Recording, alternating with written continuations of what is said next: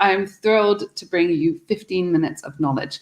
It's not actually going to last 15 minutes, it's going to last 45. And in this next 45 minutes, we're going to have 3 of my favorite experts talking us through how to release, promote, and PR your release. It's going to be just absolutely filled with knowledge. There's loads of extra documents and things like that, which we will pop in the chat for you to be able to have a look at, because honestly, you can't find better resources than we are going to provide for you here. So I'm Jess Partridge. I work in marketing and PR as well, but I am thrilled to introduce Toni Malyn as our first speaker. Tony's from EmuBands, and he'll be talking us all the way through how to set up your digital release. So Toni, take it away. Thanks so much, Jess. Yeah, cool. I'll just get straight to it because we don't have too much time. So distribution, pretty boring topic by all accounts. It's probably the least exciting part of releasing music, but picking a distribution partner is one of the most important decisions you'll make. A good distributor is going to play an essential part in the success of your release. They're key to maximizing your reach, and depending on the deal that you have, they're going to have an impact on your financial return. But before looking at the kind of main differences in what sets distributors apart in terms of pricing and service, I want to give you kind of like 5 key points to bear in mind when you're looking for a distributor and make sure that they all offer these things. So the first thing you're going to want to look for is that they offer you personal ongoing support, and that they're easy to get in touch with, that they can offer you scheduled release dates so that you're able to add your release to their system a few weeks out and say that you want it out on a certain date, that they can support that they're able to support pre-orders and pre-saves if that's something that you're looking to do in your campaign, that they're able to provide you with URLs in advance of your release date, and at the end of all that, that they can provide you with detailed royalty reporting, and that it's easy to actually get your money from them. So those 5 things are pretty much fundamental. So make sure that they offer those things before you start comparing them. So the first things that are really going to set distributors apart from each other, are the main thing that's going to set them apart, is how they make money for the service that they provide to you. And there's 3 main price points that we're going to look at, right? Some of them offer their services in exchange for maybe a mix of 2 of these kind of pricing models, but we'll look at them. So the first one is an annual subscription, and that model works by paying your distributor an annual fee in return for them distributing your music. It generally means a lower upfront cost than a flat fee distributor, but it also means that you're effectively tied in to paying the distributor for as long as you wish your music to be available online. So that's just something to bear in mind. If you stop paying the annual fee with a subscription-based distributor, your music might end up being removed from digital platforms. If you decide that a subscription model suits your needs best, make sure that the distributor offering that service in return for an annual payment isn't also taking a cut of your royalties, unless you feel like they're truly adding value to deserve that.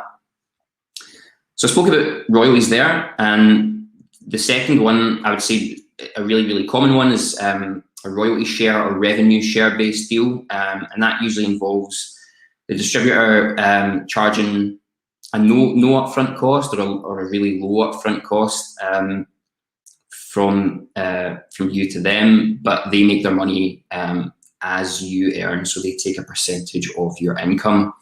The percentage that the distributor takes can be anywhere from 5 to 25%, depending on the kind of deal that you've got. And I suppose, despite what some distributors in that space might say, they're not offering their services to you for free. If they're taking between 5 and 25% of your earnings, ensure that you know what they're offering you in return for that.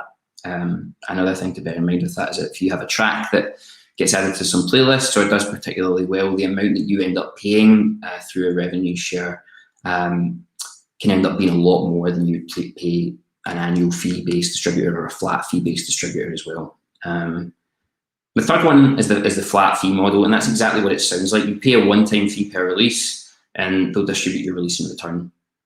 So maybe a drawback of this kind of model is that the the flat fee you pay initially is maybe slightly higher than the initial cost that you would have for an annual subscription-based distributor or your revenue share-based distributor. But as the fees one off, you tend to save money as the years go by, so your release remains on digital services for as long as you wish, with no risk of it being removed by your distributor because of a missed subscription payment. And that model is obviously attractive because it tends to be the most transparent. If you pick the right distributor in that space, you're unlikely to encounter any sort of nasty surprises, right? That's pricing models. Next point is best practices, so things that you can do to make sure that you're going to have the kind of most successful campaign that you can have, and that's just getting your basics right. First thing is compile your assets. So what I mean by assets is your audio, your artwork, and your metadata, right? Check out the FAQ section of your distributor's website. What formats do they require for the audio and the artwork? And because file formats are set by retailers or DSPs, tends to be that across every distributor, we're pretty much asking for the same things, right? Audio files need to be in WAV format, minimum 16-bit, and artwork needs to be square, so 3000 by 3000 pixels, 300 dpi in JPEG format, so a nice large square image for your artwork. And then the third asset is metadata, and that's just basically the text-based information for your release. It's everything that's not audio and artwork, so your release title, your track titles, things like your release date, the composer names. My advice to you with that is have all that typed out in a Word document or a spreadsheet, have it spell checked, and when you're adding it to your distributor's website, they'll have a dashboard or a portal or a form that you can add your release to their site. Copy and paste it, that's going to really cut down on the, your track going live and you've misspelled something, or you've got a date wrong, it comes out on the wrong date, etc., etc. So have all that checked and ready to go. Second point, add your release at least a few weeks before your release date. That's why I was saying in that initial thing is make sure your distributor can support the scheduled release date. So try and add it to your distributor's website at least a few weeks before your release date. For two reasons, right? Not only is this going to give your distributor enough time to process the release and discuss anything with you. For example, maybe there's a problem with your audio or artwork, or they're not sure about a certain aspect of the release. It gives them enough time to chat to you about it. And then second point is it's also going to ensure that you have enough time to pitch your release to the editorial teams at digital services, right? And I'll talk about playlist pitching in just a sec, but if you're thinking about pitching, speak to your distributor about their own guidance, but we would generally recommend adding a release at least 4 to 6 weeks in advance of your release date if you're thinking about that, just to give you enough time, right? So playlist pitching, if you use a streaming service to listen to music, you'll be familiar with those curated playlists on places like Spotify and Apple Music, right? You've probably discovered an artist that you love via a playlist, and they can be hugely beneficial to the sort of success of your release, right? And to get your own music on these playlists, you need to pitch to the editorial teams. And the editorial teams are basically people who pick which tracks end up on curated playlists on streaming services, and they listen to music every single day. So there's multiple ways that you can get your music in front of them. Some ways you can do it yourself, and in some ways you need to work with your distributor for it, right? So with Spotify, through Spotify for Artists, you can pitch your own music directly to the editorial teams. The pitch tool is really easy to use. For other digital services, like Apple Music, Amazon, or Deezer, the channel to pitch to editors typically comes from distributors or record labels. So speak to your distributor or your record label about this. A good distributor should offer this to you as part of their services. Typically, you need to provide your distributor with a one sheet or a press release so that they can put together a pitch on your behalf. Ask your distributor what they need. Some have a special form for you to fill out, which gives them all the information they require. And I'm going to repeat this point, but timing is absolutely key to pitching. Start the conversation with your distributor about pitching as early as possible, 4 to 6 weeks in advance of your release. Earlier than that, if possible. Some distributors, depending on the volume of releases that they're dealing with, depending on their capacity for pitching, it might be longer than that, it might be shorter than that. So speak to them about it. You're unlikely to receive direct feedback from editors after you've pitched your music to them. It's because they receive thousands of pitches that are unable to give individual feedback to every pitch that they receive, right? So you think about how do you learn if you've been added to a playlist. So there's portals, right? No feedback doesn't mean that your music hasn't been included. The best way to find out if your music's picked for a playlist is by using these different artist toolkits that are offered by each streaming service. The offerings are all slightly different, but typically they all allow you to access rich insights on who's listening to your music and whether you've been included on any playlists, right? So the different toolkits, there's Amazon Music for artists, there's Apple Music for artists, there's Deezer for creators, and there's Spotify for artists. And each toolkit varies in how feature rich they are.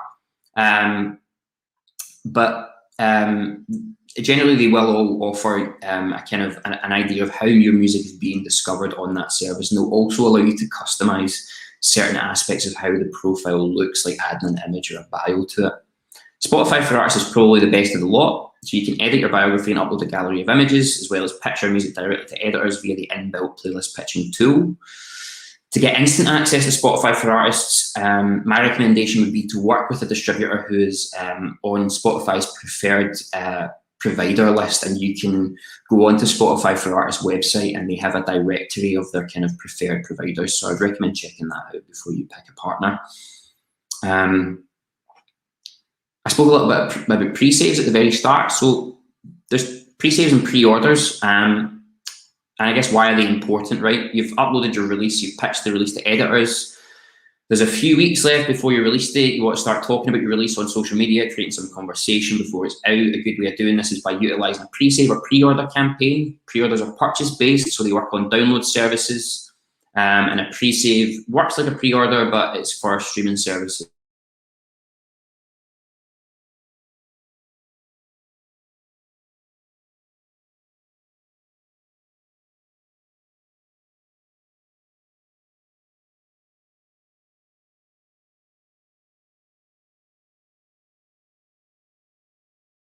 Sorry, looks like we lost Tony there for a second, but it looks like he's back. So we'll just continue with his chat. Sorry about that, Tony. You all right? Yeah, I'm good, thanks.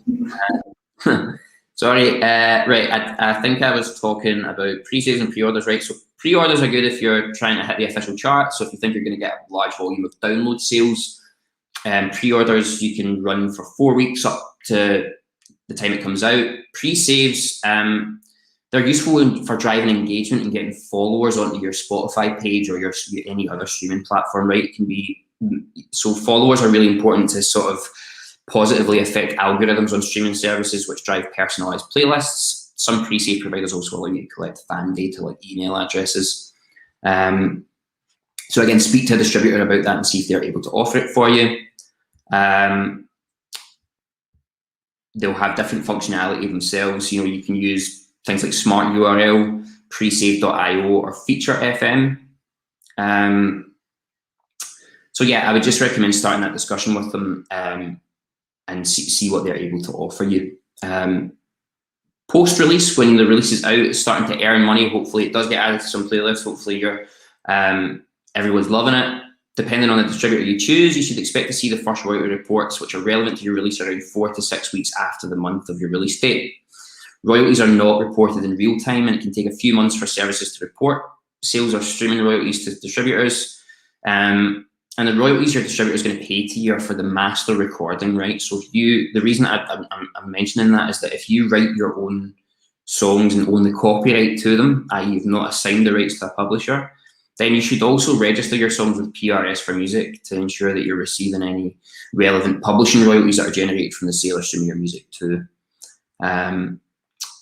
And I could talk for much longer, but I don't think I really have much time. So what I'm just going to wrap up by saying is, for a wider checklist to use whilst comparing different distribution options, is that I would recommend reading a report by the Association of Independent Music called Distribution Revolution. It was created for AIM in association with CMU Insights, and it seeks to demystify distribution in the digital music supply chain and what you should be looking for from a distributor in the 21st century. So again, that report's called Distribution Revolution, and it's by the Association of Independent Music. So I just recommend Googling that. But yeah, thanks very much.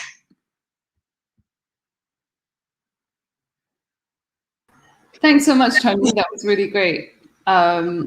much appreciated. So much to know about digital releases, and especially with pitching and things like that. I think it's something that really needs to be demystified.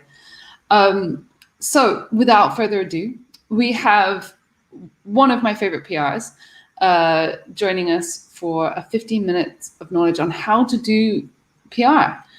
This is something I'm asked all the time. This is something that people really can't get enough of. And I think make sure you have a paper and pen ready. Watch the chat for any useful links. And Rosanna, thank you so much for joining us. Thanks, Jess. That's really nice. I'm going to quote that in something. But yeah, hopefully you can all see my screen. I'm sure someone will say something if it's not working. But as Jess mentioned, I am going to run through with you how to plan a music publicity campaign. And as we only have 15 minutes, hopefully it's enough for you to get a gist. But as Jess mentioned, these tools are available for you to access and enjoy and kind of play with and personalize as well. But yeah, about me, I've been working in music PR for almost 10 years, which is a bit crazy. I started out in a record label called Mercury Records as an intern. And from there, I worked at Virgin EMI. I then went on to do PR for Apple Music in the UK and Europe. And I currently consult with a company called Platoon. But this year, I also launched my own PR company called Morena Communications. So what is PR? This is a really good question. It's a question that I ask myself all the time because I think it's always changing. The dictionary definition of PR, public relations, is the actions of a corporation, store, government, individual, etc., in promoting goodwill between itself and the public, the community, employees, customers, etc. So what does that mean to you? Well, this is a really handy diagram where it kind of dissects different parts of marketing, and PR essentially sits within marketing, within a bucket called earned media. So I'll go through the others and then I'll tell you why PR and public relations is a bit different. So first of all, we have paid marketing, and that's stuff that you might see on your socials. You might see sponsored posts on Instagram, or, you know, brands popping in between stories now, or reels. That could be banner advertising. So what you see on websites, you know, some of those ads that are on like the sidebars or at the bottom, or pop-ups and stuff like that. Video advertising. So when you're watching YouTube, those video snippets that you want to skip really fast and you have to wait 5 seconds. Native advertising, which is advertorial. So this might be part of a blog, for example, but it's sponsored by Burberry or it's sponsored by XYZ. So it's something that a brand or someone has paid for to be a part of this publication. Affiliate marketing, so that's like paying for influencers as well who have affiliate programs, use my code, get 10% off, etc. And traditional advertising, also known as like out of home, for billboards and stuff that you might see on the street, or fly posters, TV ads, and ads that you might see in the newspaper. Different to articles, these are the ads that are paid for. The other type of marketing is owned media. And this is essentially all of the channels that you own. So this would be your website, any kind of newsletter that you might have, any kind of app, emails, like system, if you have a broadcast list on WhatsApp or anything like that, stuff that you own. It's not necessarily your social channels because you don't own Instagram or TikTok, but you do, I guess, own your profile within that, except you're sitting in a bigger ecosystem that someone else owns. So this is all about stuff that you own, like people's emails, numbers, data, etc. There's a little thing in the middle that is, there's a crossover of a few things. So influencer marketing sits between paid, owned, and earned. Influencer marketing can be paid for. It can be like a swap, a skill swap. It can be just product given, etc. Content marketing, social media, SEO, and pay-per-click and events kind of all sit in this gray area that doesn't quite fit into either bucket.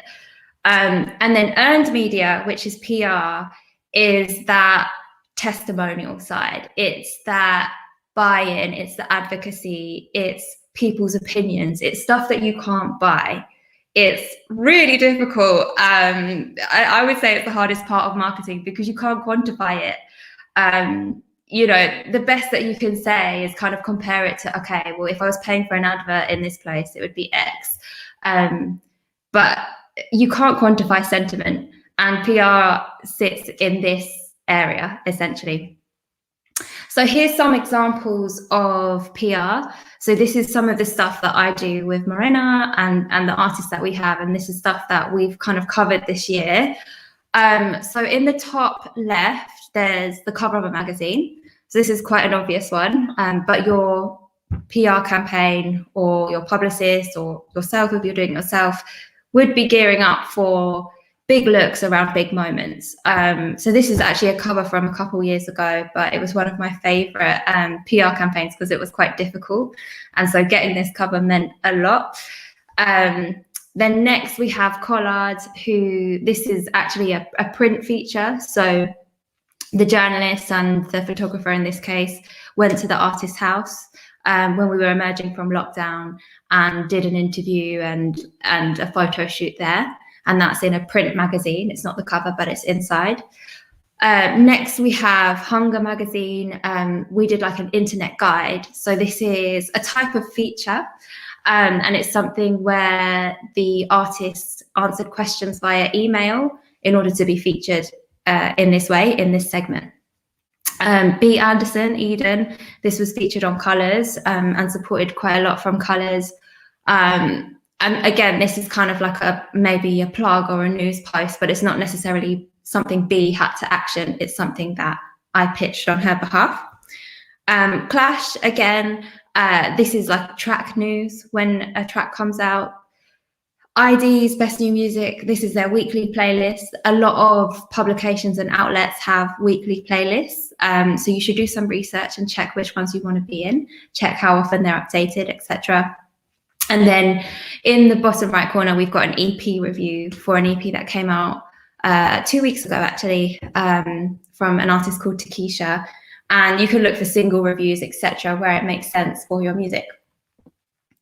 So before we dive in, this is the key. If you remember anything from this session, remember just to check your checklist. So this is going to be sent to you for you to access, and it tells you how to use a template. What you can do is personalize it to yourself, personalize it to your campaign, add comments, change copy, add stuff to the checklist. But essentially, if you do all of the things in this checklist or keep going back to them, you're going to be setting yourself up for the best campaign.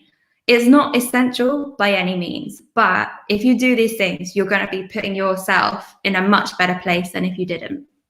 So the things in here are a timeline, a lead press shot, secondary press shots, artwork, the artist questionnaire, which I've made specifically, biography, a press release, your link file or whatever link that your distributor provides, as Toni mentioned, a coverage tracker, a social plan, and some best practice advice is in there as well. But have a look through this, really try and understand how each component works together. I've only got way less than 15 minutes now to go through it all, but we're going to try. So setting up a campaign, you need a release timeline, and a timeline essentially helps you to stay on track, set clear expectations for yourself and the people you work with, and meet your goals. So here's an example of a timeline. And, we've got 11th of January. Okay, the PR campaign is going to start. On the 20th, I'm going to announce that that is coming out on socials. On the 22nd, it's dropping. You don't have to stick to this. You can do whatever you like.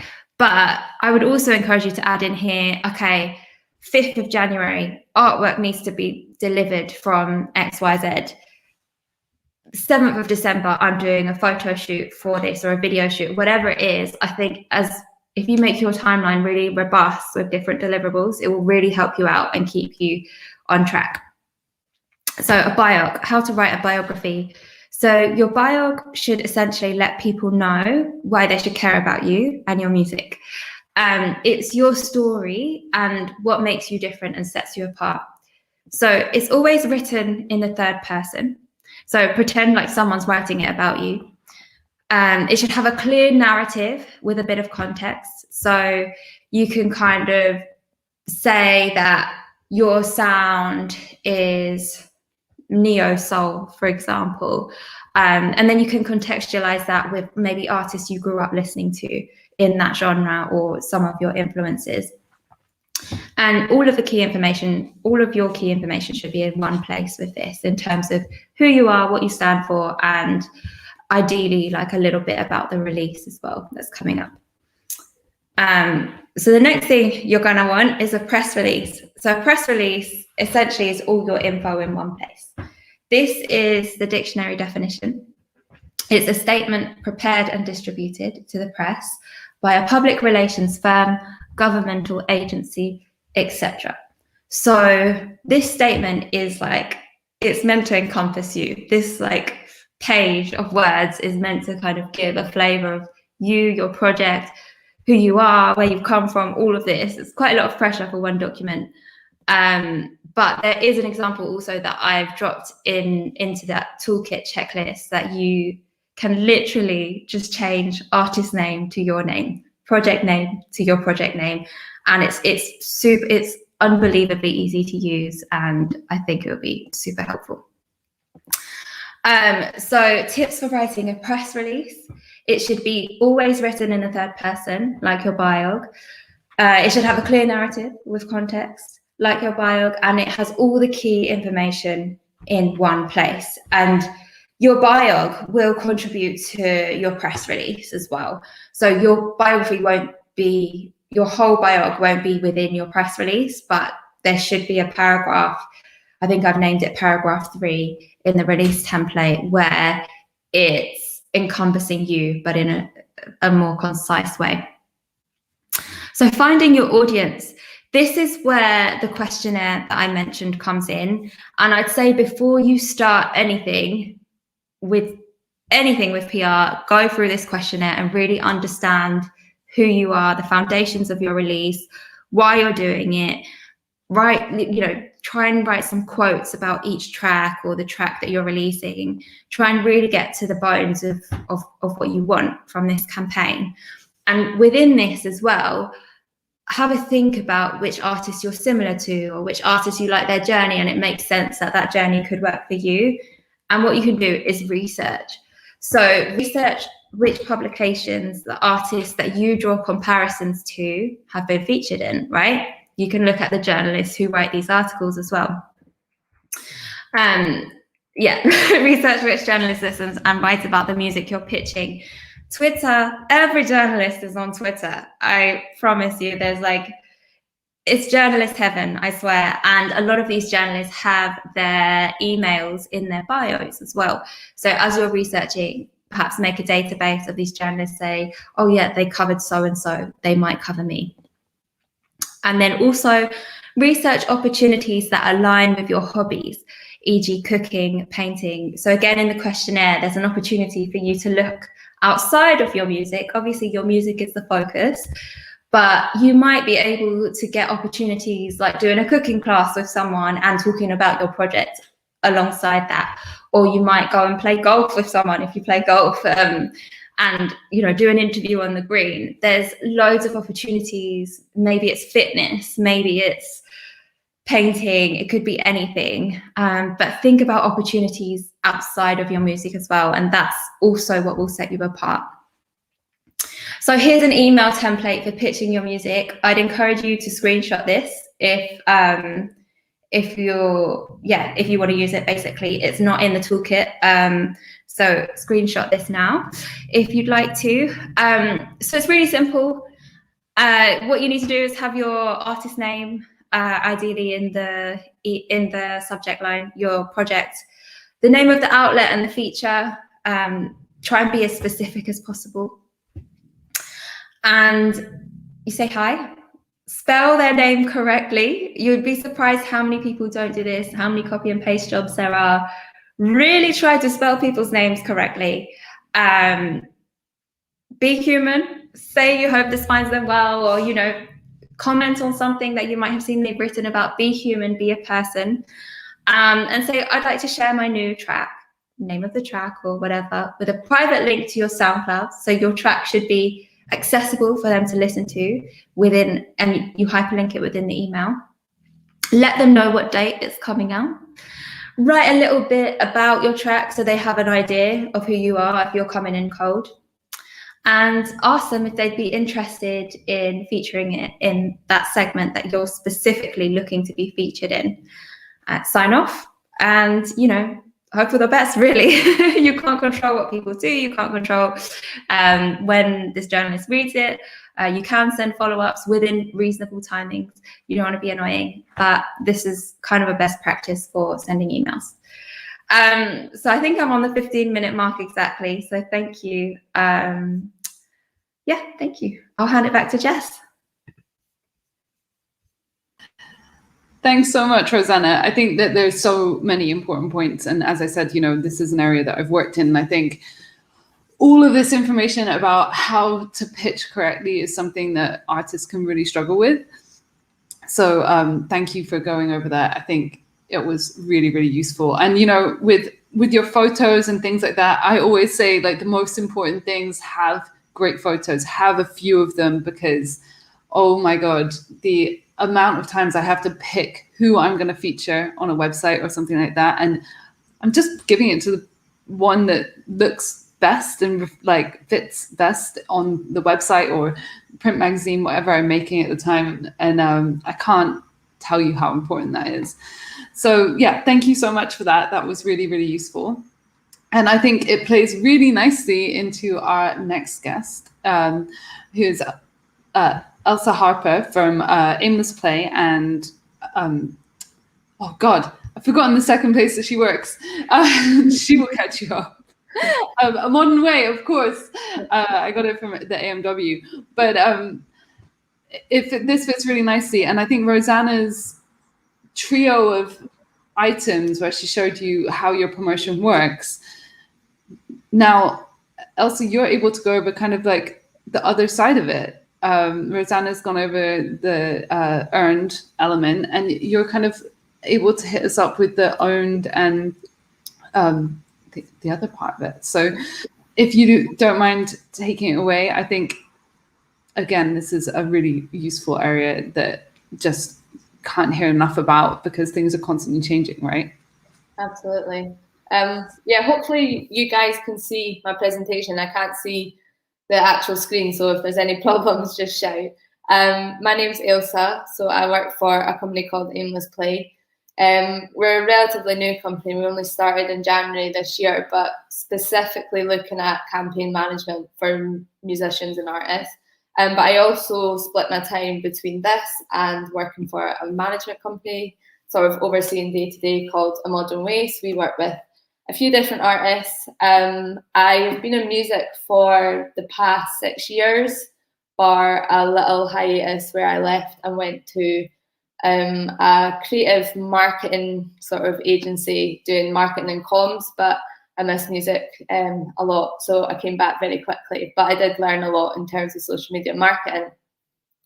So I guess it's such a broad term, like social media marketing, and with sort of regards to music, you kind of have to focus it down onto something so that you're able to actually gain what you need from it. So today I'm going to talk to you about audience building, which is sort of underpins everything we do at Aimless Play. So we obviously work with artists on their campaigns, and that can be, you know, touring campaigns, music campaigns, sort of anything that requires additional support. But more often than not, it is getting artist releases out there to their fans. So I guess this plays nicely into what Toni and Rosanna were talking about, because if you've got PR in place, you've got your music, how do you actually build an audience? How do you get it out there?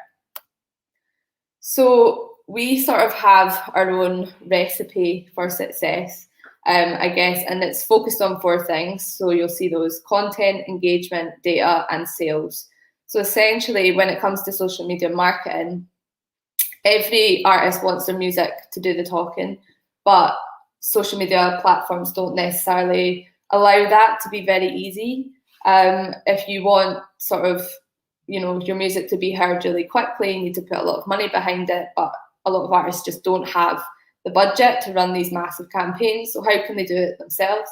Especially now with, you know, 60,000 new releases of music. How do you cut through? How do you make sure you're actually getting fans and getting people interested in your music? So this is the 4 things that we always look at when we're working with artists, and I think are really important when it comes down to looking at your social media presence and building an audience.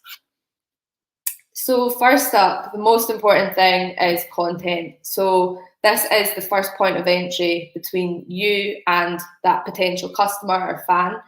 That is how they're going to engage with you on social media. If you don't have content, you can't really expect people to be interested in what you're doing. It's sort of, social media has grown so much. I mean, we're all on our phones every morning, every night, and this is how musicians can interact with new people and their fan base. So a couple of different examples you can obviously see on the screen.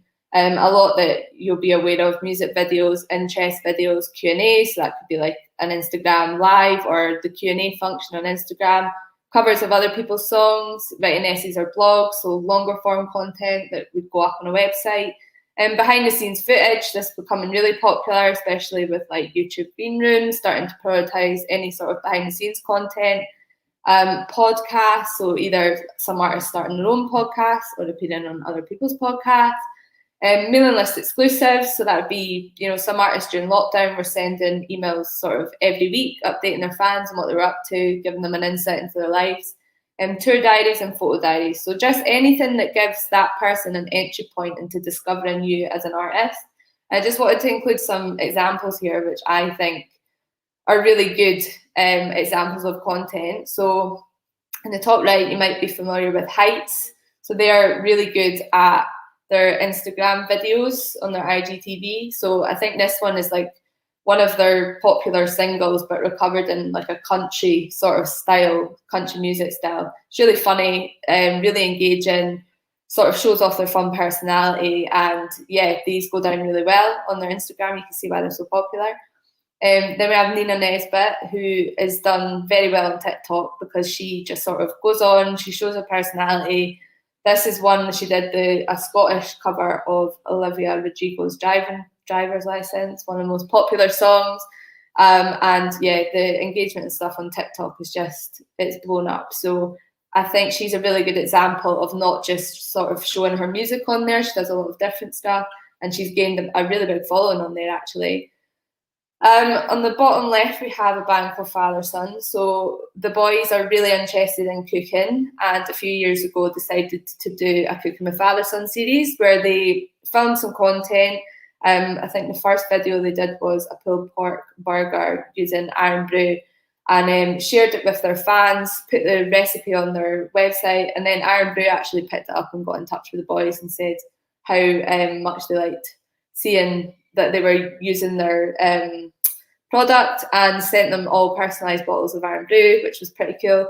But it's just a good example of how you can turn an interest into something that your fans might also engage with as well. They did a little cooking event and we had these aprons made, and they then had fans asking for us to put the aprons on sale in the merch store. So it's not just music you're selling, you know, you can think about all different aspects of increasing your awareness about who you are as an artist. And in the top left, so this is actually Coldplay. Who would say that like they're not my like #1 band or anything, but I just wanted to include them to sort of show that it's not just at, you know, a basic level. The artists are always looking at different ways of developing their content. It's been done by the major labels. It's been done by artists that have been around for a really long time. And on their album chat listing, they've decided to use emojis instead of song titles. So that sort of sent ripples through the industry with people talking about how do you interpret you know, a star as a song title. And it just got people talking, got the engagement up on their comments. And I just think it's a good example to show that no matter what level you're at, content, you've got to stay relevant and you've got to keep trying new things. So next up, once you have your content, you've posted it, you've got a plan, how do you actually look at how well it's performing? So this is when it comes to engagement, and it's sort of a bit of like a buzz term. It's one of the most important ways you can measure how well your content's doing. So in terms of engagement, it's not just about sort of your following and how big a presence you have online. Stuff like video views and likes and saves and shares, comments, messages, link clicks, might be people heading from your bio over to your website.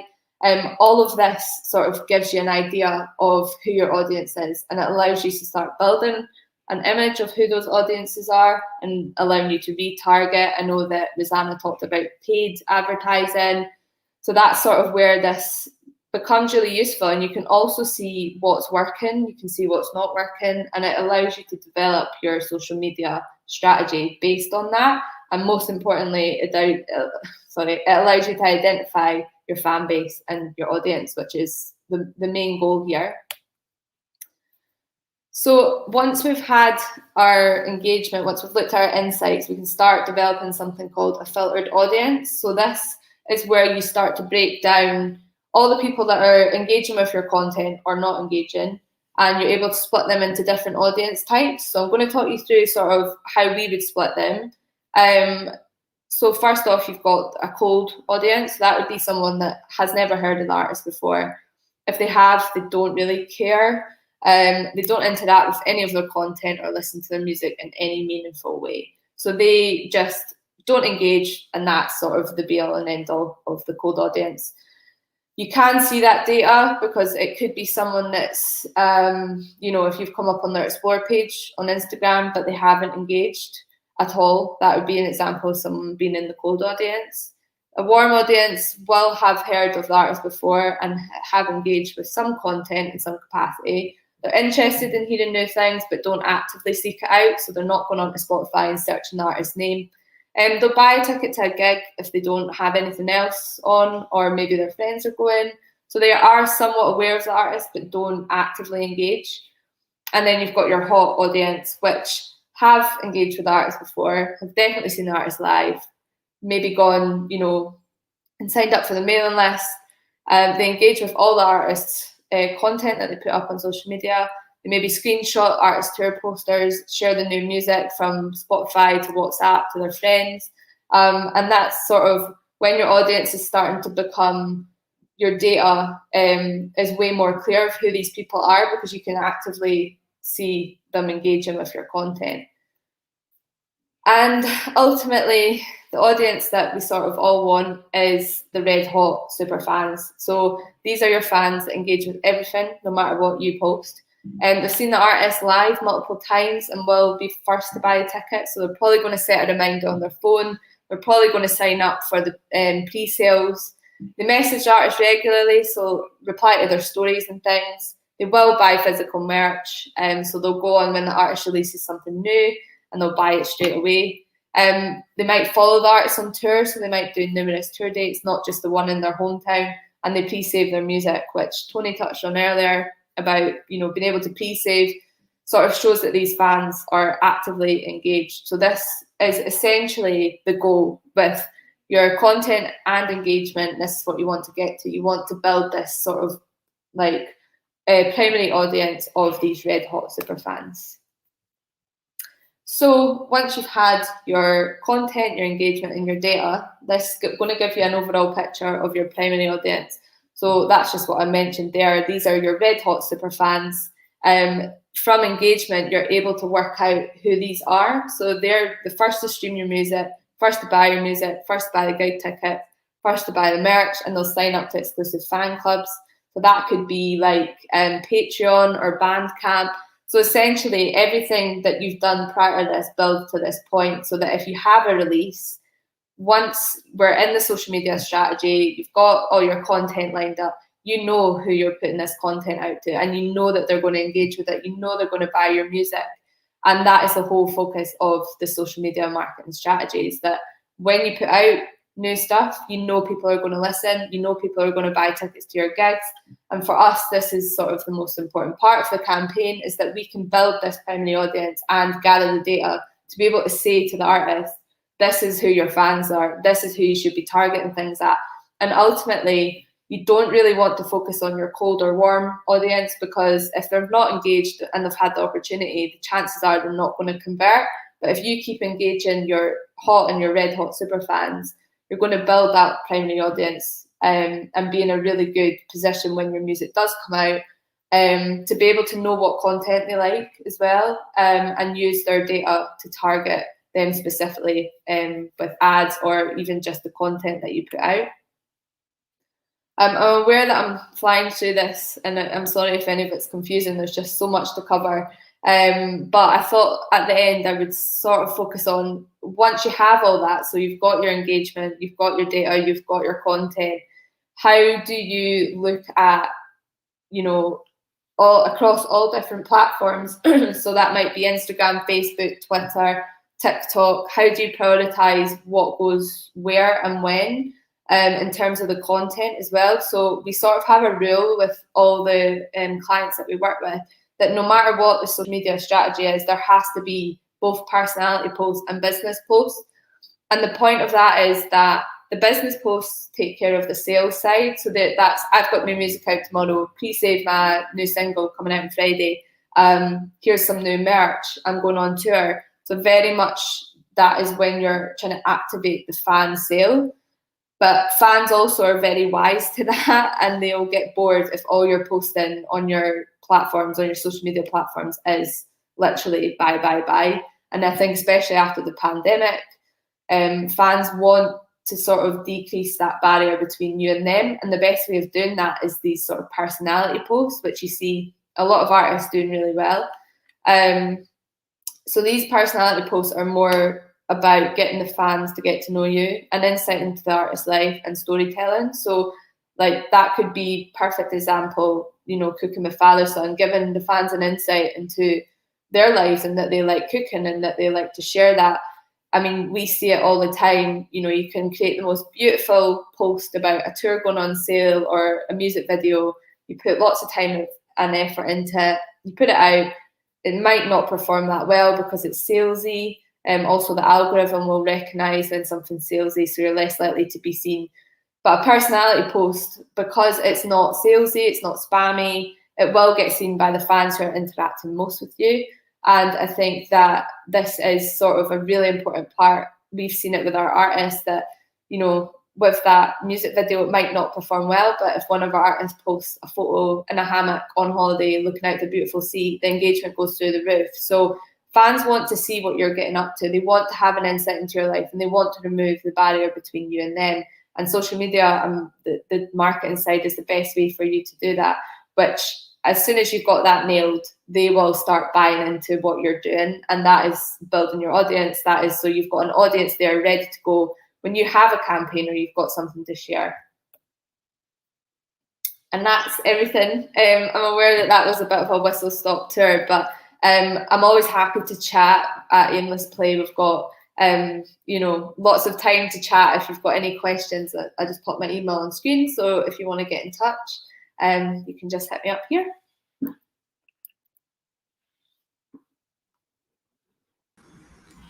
Thanks so much, Ailsa. That was so useful. And I think just being able to identify those audiences and really take advantage of them, I think is really important and something that is often underrated, because lots of the time artists will put stuff out there in general, but who are you trying to reach and what audience are you trying to build and who are you really catering for? Because if you cater for that red hot audience, then you're going to get more interaction. If you're really going to work with that, and you can, there's that rule, right, that it's better to have like 1,000 really engaged fans than 1 million not engaged fans. So work on those red hot ones, work on what they want and how to provide it for them, for sure. So yeah, thank you very much to all of our speakers today. It was so great to hear from you.